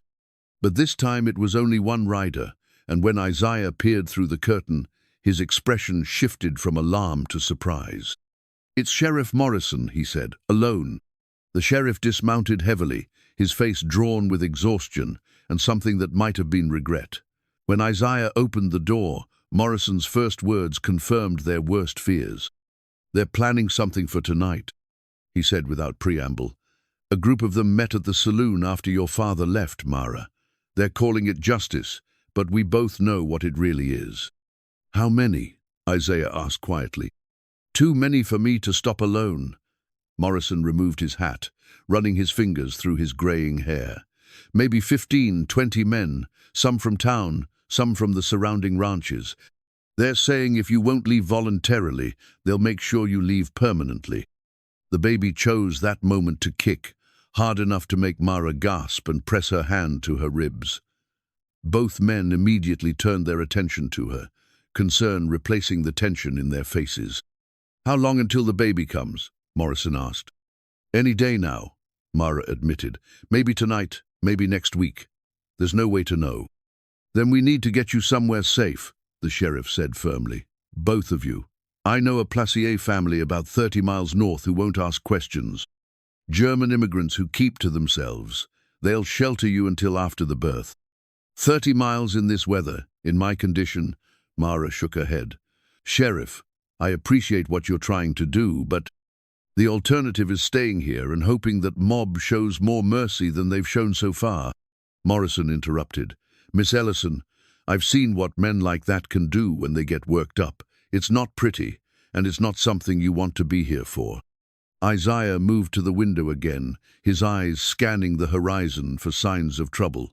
"What about my land, my property? What good is property if you're not alive to enjoy it?"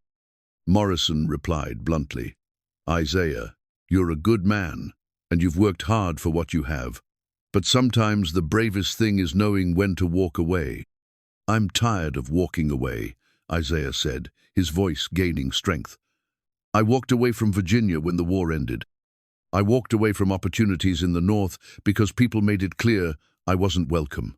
I found this place, bought this land, built this life with my own hands. How many times am I supposed to run?" "As many times as it takes to stay alive," Mara said softly. She struggled to her feet, moving to stand beside him at the window. "Isaiah, I won't watch them hurt you because of me. I won't have your blood on my hands. And I won't watch them drive us apart because they can't stand to see us happy," he replied, turning to face her. "Mara, if we run now, we'll spend the rest of our lives running. There will always be another town, another group of people who don't approve. When does it end?" "It ends when we find a place where love matters more than the color of our skin," she said. "It ends when we find people who see a family instead of a scandal." Sheriff Morrison cleared his throat, reminding them of his presence. "If you're going to go, it needs to be now. I can escort you part of the way, make sure you get clear of town safely. But I can't leave my post for long. People will notice." As they stood in the kitchen that had become the heart of their home, surrounded by the evidence of the life they'd built together, Mara felt the weight of the choice before them. Everything they'd worked for, everything they'd created, would be left behind. The vegetable garden Isaiah had planned for spring, the additions he'd wanted to make to the house, the community they'd hoped to build with their child at its center. But then she thought of the burned cross in their yard, of her father's cold rejection, of the hatred she'd seen in the eyes of the men who'd gathered to watch their confrontation. She thought of what that hatred might drive them to do, and her choice became clear. "I'll pack," she said quietly. "Mara." "No, Isaiah. You're right that we shouldn't have to run. But you're wrong about what happens if we stay." She placed her hands on his chest, feeling the steady beat of his heart beneath her palms. "If we stay, they'll find a way to destroy us. Maybe not tonight, maybe not tomorrow, but eventually. And our child will grow up in that shadow, believing that love like ours is something to be ashamed of." Isaiah's resistance crumbled as he looked into her eyes. "I wanted to give you a home," he said softly. "I wanted to prove that we could make this work." "You did give me a home," she replied. "Not this house, not this land, but something better. You gave me the knowledge that I'm worthy of love, that I'm worth fighting for. That's a home I can carry anywhere." Within an hour, they had packed their essential belongings into Isaiah's wagon clothes, food, the few precious items that couldn't be replaced. Isaiah wrapped his mother's poetry books in oilcloth, while Mara carefully folded Rose Washington's wedding quilt. The train ticket Isaiah had purchased weeks earlier, their escape route to a new life, went into his coat pocket along with the deed to his property. "Maybe someday we can come back," Mara said as they prepared to leave, looking around the kitchen where they'd shared so many meals and conversations. "Maybe," Isaiah agreed, but his tone suggested he knew better. Some departures were final, some bridges burned beyond repair. As Sheriff Morrison helped Mara into the wagon, wrapping her in blankets against the bitter cold, she felt the first sharp pain across her lower back. It was brief, gone almost before she could register it, but it was followed a few minutes later by another. "Isaiah," she said quietly, not wanting to alarm the sheriff, I think it might be starting." He looked at her with eyes that held both joy and terror. "The baby?" She nodded, pressing her lips together as another pain swept through her. "We need to hurry." The journey north became a race against time and nature, the wagon wheels cutting through snow and ice, while Mara fought to breathe through contractions that grew stronger and closer together with each passing mile. Isaiah drove with gentle urgency, trying to balance speed with the need to keep her comfortable, while Sheriff Morrison rode alongside, his eyes constantly scanning their surroundings for signs of pursuit. They were 10 miles from town when they saw the smoke rising behind a thick, black column that could only mean one thing. Someone had set fire to the house Isaiah had built, the workshop where he'd created beautiful things, the life they'd been forced to abandon. "I'm sorry," Morrison said when he saw them notice the smoke. "I'm so damn sorry." Isaiah's jaw tightened, but his voice remained steady. "It's just property," he said, echoing his words from the morning. "What matters is what we're carrying with us." But Mara could see the pain in his eyes, the grief for all they'd lost. The house had been more than shelter, it had been proof that a man like him could own something beautiful, could build something lasting. Now it was ash and memory. As the afternoon wore on and the contractions grew stronger, Mara found herself thinking not about what they'd left behind, but about what lay ahead. Somewhere out there was a place where their child could grow up free from the hatred that had driven them from Red Hollow. Somewhere was a community that would see them as a family rather than a scandal. Almost there, Sheriff Morrison called out as they crested a small hill and saw smoke rising from a chimney in the distance, the warm, welcoming smoke of a home rather than the destructive fire they'd left behind. The German family, the Müllers, took them in without questions, just as Morrison had promised. They spoke broken English but perfect kindness, preparing a warm room and sending for the local midwife as Mara's labor intensified. As night fell and the pains grew stronger, Isaiah held her hand, while Mrs. Müller bustled around the room, preparing for the birth with calm efficiency. Outside, snow began to fall again, covering their tracks and blessing their flight with nature's own protection. "Whatever happens," Mara whispered to Isaiah between contractions, "I want you to know these months with you have been the best of my life." "Nothing's going to happen," he replied firmly. "You're going to be fine, the baby's going to be fine, and we're going to build a beautiful life together. Promise me," she insisted, gripping his hand as another wave of pain crashed over her. "Promise me you'll take care of our child. Promise me you'll tell them they were conceived in love, born into love." "I promise," Isaiah said, tears streaming down his face, "but you're going to tell them yourself, for years and years to come." As the night deepened and the final stage of labor began, Mara held on to that promise like an anchor. Whatever challenges lay ahead, whatever new town they found themselves in, whatever obstacles they would face as an interracial family in a world that disapproved of their love, they would face them together. The burned cross in Red Hollow was behind them now, its message of hatred powerless to reach them here. Ahead lay uncertainty, but also possibility, the chance to raise their child in freedom, to build a life based on love rather than fear. And in this borrowed room, in this stranger's house, surrounded by the kindness of people who asked no questions and offered only help, their real family was about to be born. The baby's first cry cut through the winter night like a declaration of hope, fierce and clear and undeniably alive. After hours of labor that had tested every ounce of Mara's strength, their child entered the world in the small bedroom of strangers who had become angels, delivered by a German midwife whose gentle hands had guided countless souls into life. "A girl," Mrs. Mueller announced with satisfaction, holding up the tiny, squirming infant. "A beautiful, healthy girl." Isaiah, who had been pacing the hallway while the women worked, rushed into the room at the sound of his daughter's voice. For there was no question in his mind, no hesitation about the relationship. This was his daughter, in every way that mattered, born from love, even if not from his blood. "Let me see her," Mara whispered, exhausted but radiant as Mrs. Mueller cleaned the baby and wrapped her in a soft blanket. "Let me see our daughter."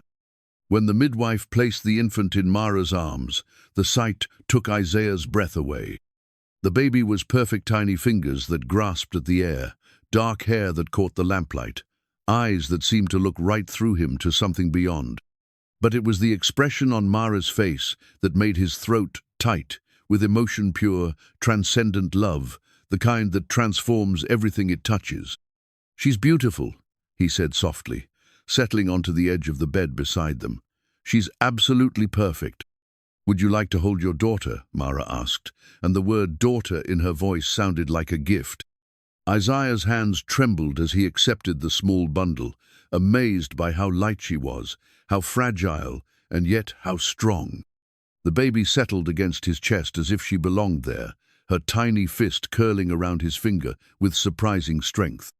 "Hello, little one," he murmured, his voice thick with wonder. "Welcome to the world. We've been waiting for you." Mrs. Mueller, who had been quietly cleaning up, paused in her work to watch them. Despite the language barrier, the scene before her needed no translation of family, newly formed and fiercely bonded, finding joy in the midst of uncertainty. "What will you name her?" the midwife asked in her accented English.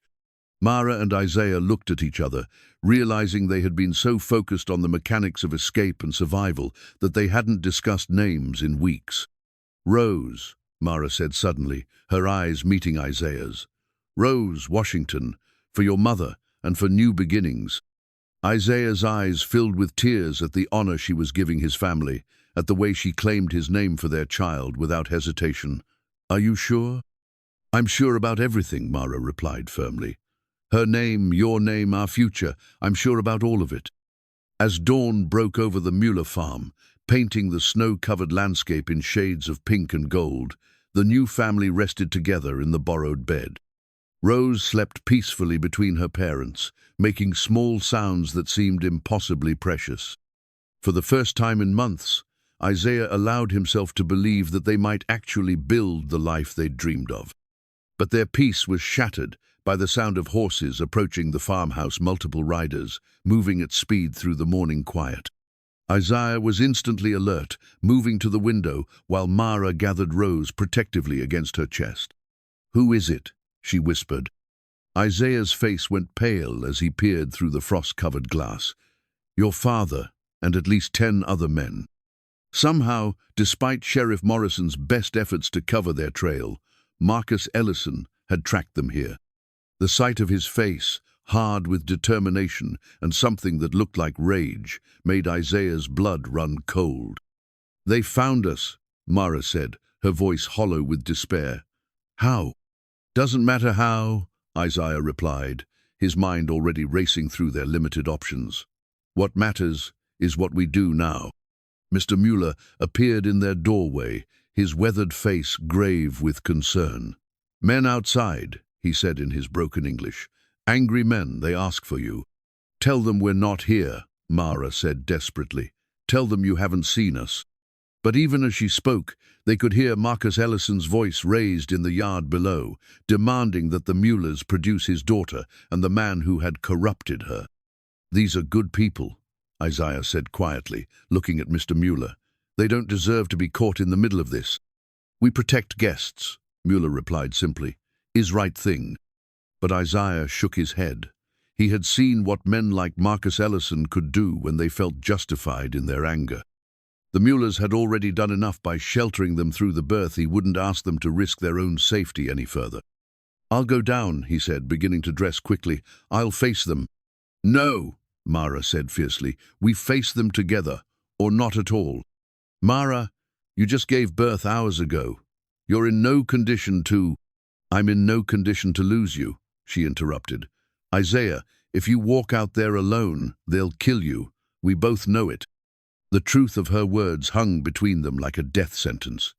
Below, the voices were growing louder, more demanding. Soon, the mob's patience would run out, and they would search the house, whether the Muellers consented or not. There's another way, Isaiah said suddenly, his mind seizing on a desperate plan. The back of the house. If I can get to the barn, take one of their horses. And abandon us. Leave me and Rose to face them alone. Leave you to be reunited with your family. Isaiah corrected gently. Mara, your father came all this way. Whatever else he is, he's still your father. He won't hurt you or the baby. But he'll hurt you. Not if I'm not here.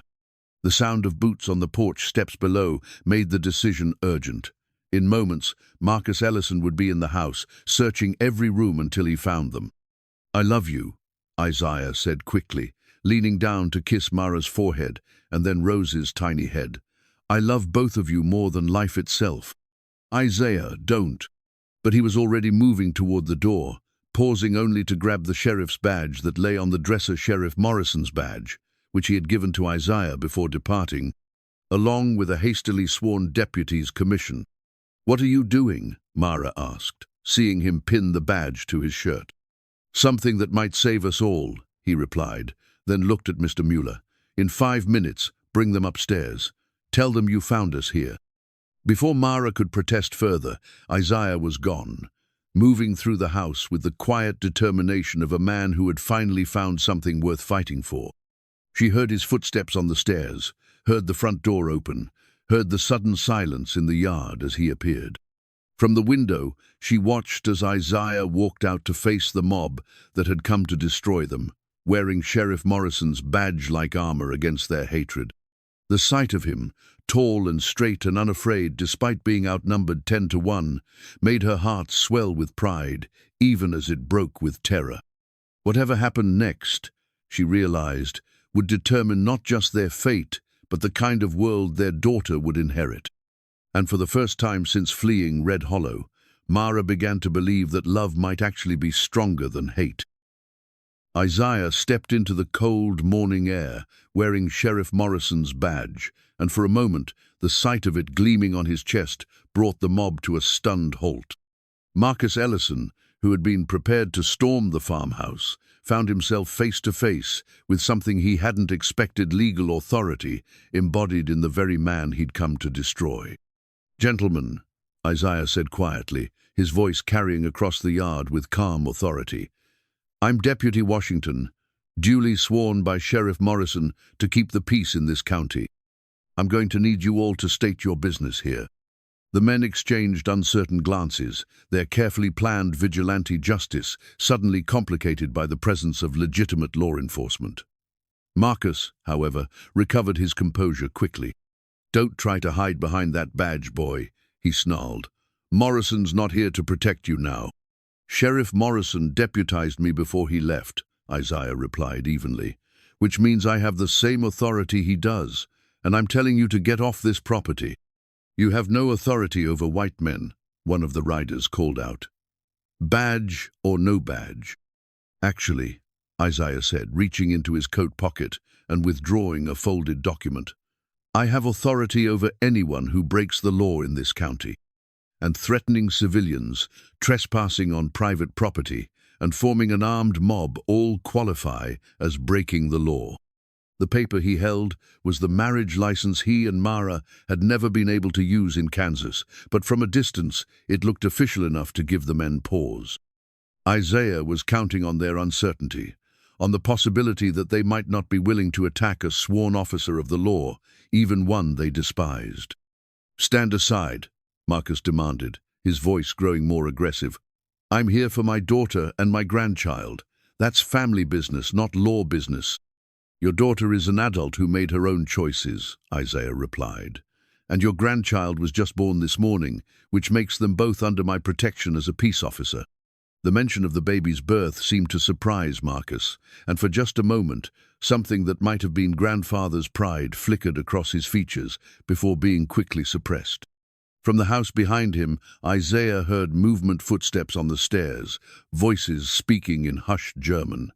In moments, his desperate gambit would be tested. He had to convince these men to leave peacefully, or everything he loved would be destroyed. "You can't hide behind that badge forever," one of the men called out. "And you can't protect them from what they've brought on themselves." "I can protect them from mob violence," Isaiah replied firmly, "and I will, with my life, if necessary." It was then that the front door of the farmhouse opened, and Mara appeared, wrapped in a heavy coat and carrying baby Rose in her arms. The sight of her, pale but determined, holding their newborn daughter, seemed to transform the entire scene. "Father," she said, her voice carrying clearly across the yard, "you found us." Marcus dismounted slowly, his eyes fixed on the bundle in his daughter's arms. "Mara, you look." "I look like a woman who's just given birth to a beautiful, healthy baby," she finished for him. "Your granddaughter." The word hung in the air between them, loaded with possibility and pain. Marcus took a step forward, then stopped, as if unsure of his welcome. "Let me see her," he said quietly. Mara looked at Isaiah, who nodded slightly, then walked slowly across the yard toward her father. The other men watched in silence as she pulled back the blanket to reveal Rose's tiny face, red and wrinkled and absolutely perfect. "She's beautiful," Marcus whispered, and for the first time since arriving, his voice held no anger, only wonder. "Her name is Rose," Mara said softly. "Rose Washington." The surname hit Marcus like a slap, and his expression hardened again. "Washington? You gave her his name?" "I gave her the name of the man who will raise her," Mara replied firmly. "The man who loves her, who wanted her, who will never abandon her." "I never abandoned you," Marcus protested. "You cast me out of your house for being pregnant. You called me no daughter of yours. You brought a mob to drag me away from the man I love." Mara's voice grew stronger with each word. "If that's not abandonment, I don't know what is. I was trying to protect our family's reputation." "Whose family?" Mara interrupted. "Because you made it very clear that I'm not part of your family anymore. You're my daughter. You'll always be my daughter."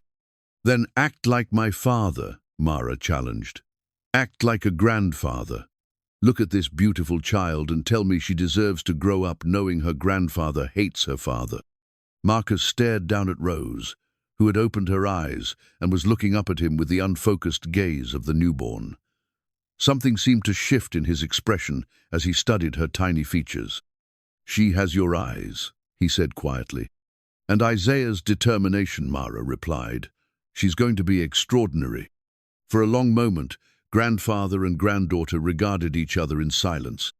The other men shifted restlessly in their saddles, clearly uncertain about how this confrontation was supposed to proceed, now that it had become a family reunion. "Ellison," one of them called out impatiently, "we didn't ride all this way to watch you moon over a—" "Finish that sentence," Isaiah said quietly, his hand moving to rest on the gun at his hip. "And you'll find out exactly how much authority this badge carries." The man fell silent, but the tension in the group was palpable. They had come expecting violence, expecting to mete out their version of justice, and instead they were witnessing something much more complicated, a family trying to heal itself in the face of societal pressure. "Father," Mara said softly, "you have a choice to make. You can be part of your granddaughter's life, or you can let your hatred destroy any chance we have of being a family. But you can't have both. You can't love her and hate the man who's raising her." Marcus looked up from the baby to study Isaiah, who stood ready to defend his family with his life if necessary. He's a good man," Mara finished.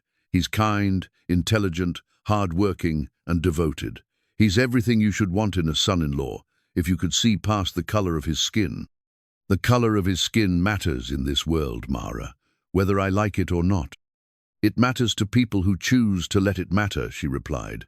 "It doesn't have to matter to you." As they spoke, other figures appeared in the farmhouse doorway, Mr. and Mrs. Mueller, watching the scene with concerned expressions, ready to defend their guests if necessary. Their presence seemed to remind Marcus that there were witnesses to whatever happened next, that his actions here would be remembered and judged. "What do you want from me?" he asked finally, his voice heavy with confusion and pain. "I want you to meet your son-in-law," Mara said simply. "I want you to shake his hand and welcome him to the family. I want you to tell these men to go home and leave us in peace. And if I can't do that, then you'll never see me or your granddaughter again." Mara replied, her voice steady despite the tears in her eyes. "We'll disappear so completely that you'll never know if we're alive or dead. Is your pride worth that?"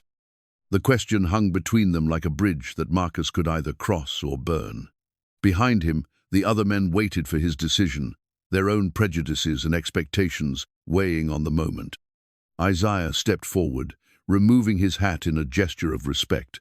"Mr. Ellison," he said quietly, "I know you have no reason to trust me, no reason to believe I'll take care of your daughter and granddaughter, but I swear to you, on my mother's grave, that I will love them and protect them with everything I have. They will never want for anything I can provide." Marcus studied the man who had claimed his daughter's heart, looking for signs of deception or weakness. Instead, he saw only sincerity, courage, and a love so deep it was visible in every line of Isaiah's face. Slowly, Marcus extended his hand. The handshake that followed was brief, awkward, but it was a beginning.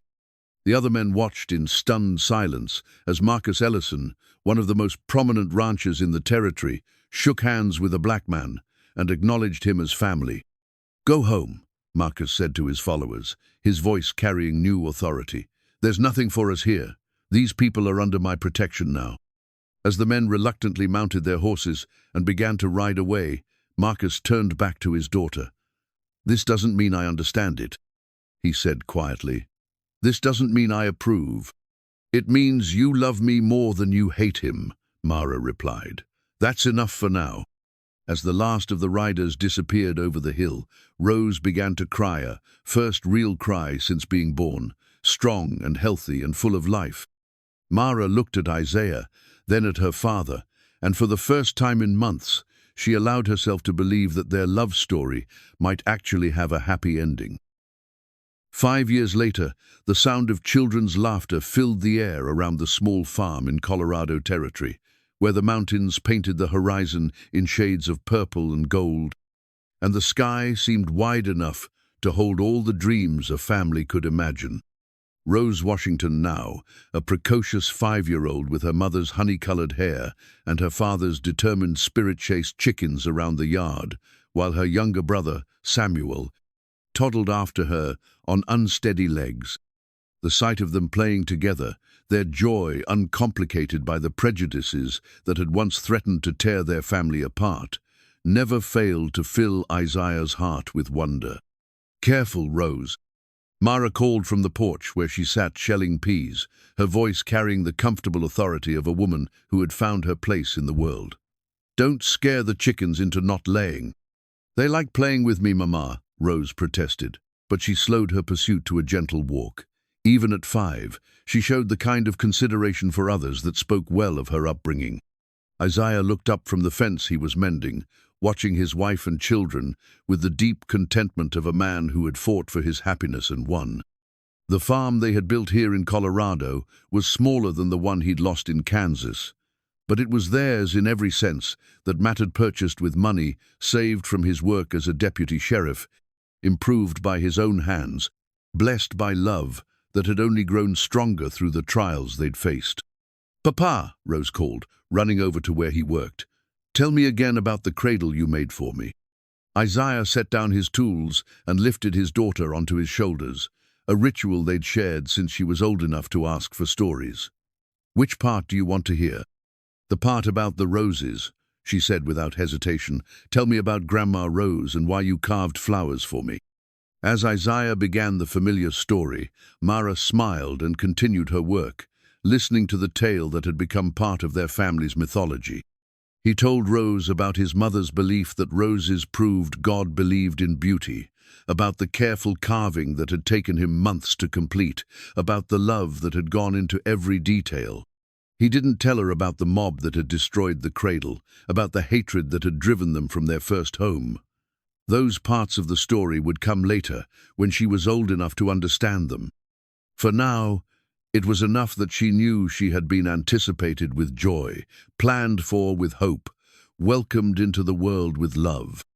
"And then you made me a new cradle when we came here," Rose added, for she knew this story by heart.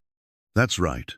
Even more beautiful than the first one, because by then I knew exactly who I was making it for."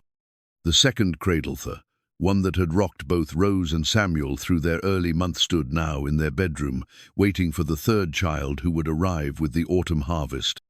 Mara's hand moved unconsciously to her gently rounded belly, where new life grew as surely as the crops in their fields. A horse approaching the farm drew Isaiah's attention, and he recognized the rider as David Morrisonth, sheriff's son, who served as a courier between the scattered settlements in their territory. The young man's visits usually brought news from the outside world, letters from family, updates on the political changes that were reshaping the American West.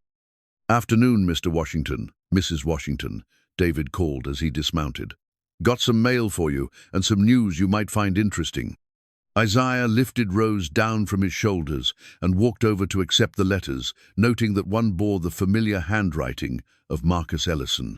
Despite the awkward beginning of their relationship, Mara's father had become a faithful correspondent, sending regular updates from Kansas and small gifts for his grandchildren. But it was the second letter that made Isaiah's eyebrows rise in surprise, an official envelope bearing the seal of the Colorado territorial government. "What's the news, David?" Mara asked, setting aside her peas and approaching the group. "Colorado's going to be a state," the young man announced with obvious excitement. "President Grant signed the papers last month. We're going to be the 38th state of the Union." The news brought smiles all around, but it was the implications that made Isaiah's heart beat faster. Statehood would mean new laws, new opportunities, new protections for families like his. "There's more," David continued. "They're going to need a new sheriff for this county when statehood becomes official. My father's recommended you for the position. Mr. Washington says you're the best deputy he's ever worked with." Isaiah felt Mara's hand slip into his, felt her squeeze his fingers with the same support she'd shown through every challenge they'd faced. "Sheriff Washington," it had a good sound to it. "I'll have to think about it," Isaiah replied, though his tone suggested the decision was already made. After David left, the family gathered on the porch to read their letters as the sun began its descent toward the mountains. Marcus Ellison's letter was full of news about Kansas' new businesses opening in Red Hollow, changes in the territorial government, gossip about people they'd once known. But it was the last paragraph that brought tears to Mara's eyes. "I want you to know that your old house has been rebuilt. I bought the land from the bank and hired craftsmen to restore it exactly as it was. I know you'll probably never come back to Kansas, but I wanted you to know that the place where my granddaughter was conceived in love still stands. Sometimes love wins, even when it takes longer than we'd like. Your father, if you'll still have me, Marcus Ellison. He rebuilt it," Mara whispered, looking up at Isaiah with wonder in her eyes. "He did more than that," Isaiah replied, understanding the deeper meaning behind Marcus's gesture. "He acknowledged what we had there, what we built together." As evening settled over their Colorado farm, the family gathered around the dinner table that Isaiah had crafted with his own hand-solid oak that would last for generations, carved with the same care he'd once put into Rose's first cradle. Rose sat beside Samuel, helping him with his food and chattering about the baby chicks that had hatched that morning. Mara served a meal made from vegetables they'd grown themselves, meat from their own livestock, bread baked in the oven Isaiah had built into their kitchen wall. "Papa," Rose said suddenly, looking up from her plate with the serious expression she wore when pondering important matters. "Why do some people not like it when families look different from each other?" The question came from the innocent observation of a child who knew she looked different from her father, but who had never been made to feel that this difference was wrong. In their community in Colorado, their family was accepted not without some raised eyebrows or whispered comments, but without the violent hatred they'd faced in Kansas. Isaiah exchanged a glance with Mara, recognizing that their daughter was old enough to begin understanding the complexities of the world beyond their farm. "Some people are afraid of things that are different from what they know," he said carefully. "They think that if families like ours are happy, it means there's something wrong with the way they've always done things." "But we are happy," Rose observed with the simple logic of childhood. "Yes, we are," Mara agreed, reaching over to smooth her daughter's hair. "And every day that we're happy together, we prove that love is stronger than fear. Will Samuel and the new baby understand that too?" "We'll make sure they do," Isaiah promised. "We'll teach them that love comes in many colors, many forms, and that the most important thing is how people treat each other, not what they look like." Later that evening, after the children were asleep and the farm had settled into the peaceful quiet of night, Mara and Isaiah sat on their porch, watching the stars emerge in the clear mountain sky. The silence between them was comfortable, full of shared memories and shared hopes. "Do you ever regret it?" Mara asked softly. "Leaving Kansas, starting over, all the struggles we've faced?" Isaiah considered the question seriously, as he always did when she asked something important. "I regret that the world made it necessary," he said finally. "I regret that our children will face challenges because of who their parents are. But regret leaving, regret loving you? Never. Even when it was dangerous, even when we lost everything." "Mara, look around us." He gestured toward the farm they'd built, the life they'd created. "We didn't lose everything. We lost some things and we gained others. We lost a house, but we gained a home.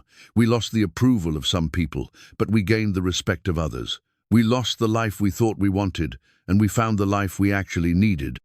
She leaned against his shoulder, feeling the strength that had carried them through every trial. "Sheriff Washington," she said, testing the title. "I like the sound of that." "Do you?" "Because it would mean more responsibility, more visibility. People would be watching us even more closely."